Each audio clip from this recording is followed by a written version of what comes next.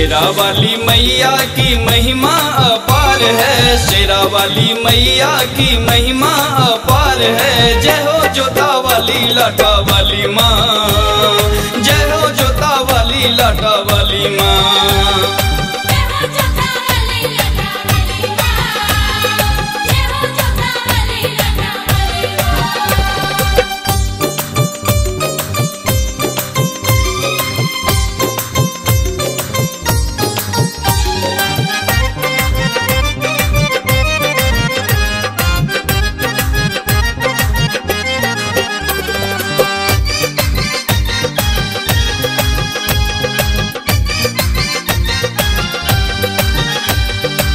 जय गजबदन खटानन माता, तुमको पूजे विष्णु विधाता। वेद पुराण भी महिमा गाता, कर दया कर दया कर दया कर दया।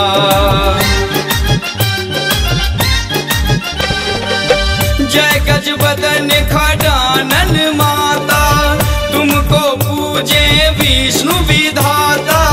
वेद पुराण भी महिमा गाता, कर दया कर दया कर दया कर दया।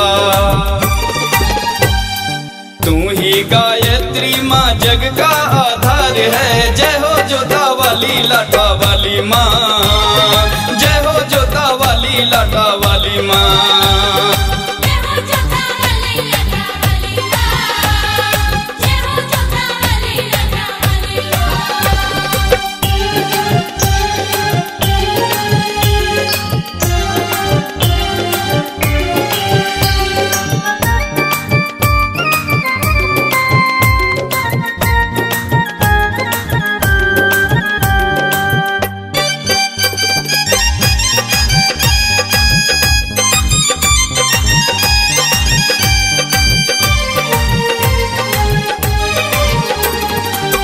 उमा रमा ब्रह्माणी तू है, 14 भुवन भवानी तू है। शिव जटा में गंगा तू है, कर दया कर दया कर दया कर दया।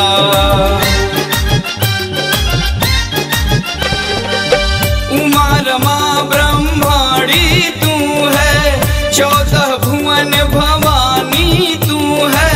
शिव जटा में गंगा तू है, कर दया कर दया कर दया कर दया। तू ही काली करती दुष्टों का संहार है। जय हो जोता वाली लाटा वाली माँ, जय हो जोता वाली लाटा वाली माँ।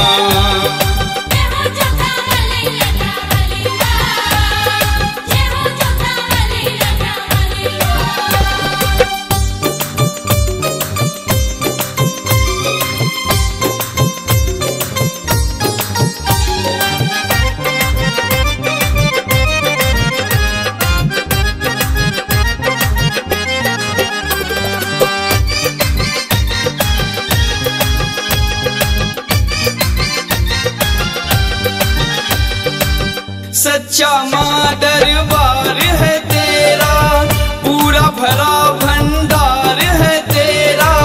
माँ भवानी माँ कल्याणी, कर दया कर दया कर दया कर दया।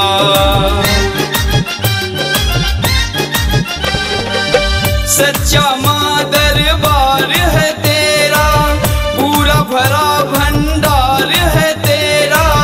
माँ भवानी माँ कल्याणी, कर दया कर दया कर दया कर दया। तेरा ही तो मैया अनिल दुबे पे हाथ है। जय हो जोता वाली लाटा वाली माँ, जय हो जोता वाली लाटा वाली माँ।